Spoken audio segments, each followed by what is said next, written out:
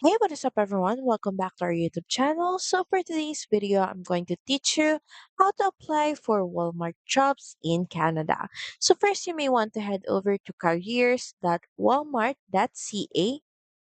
And from this page, all you have to do is scroll down and you can start searching jobs by entering a keyword. So say for example, we want to apply as cashier. You also have an option to enter location and select radius.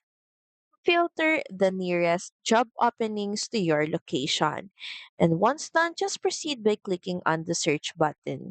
So here are job openings available for cashier, and all you have to do is choose from the list of job openings and click on it. And from here, all you have to do is click on the apply button. From here, you will get an overview about the job description, qualifications, and requirements, and more details about the job. And to apply, just proceed by clicking on the apply button. You have an option to autofill with resume, apply manually, or use your last application. If you have an existing one, then just click on it. So from here, you will be prompted to create an account or sign in to your account. So once you're logged into your account, you can see a progress bar.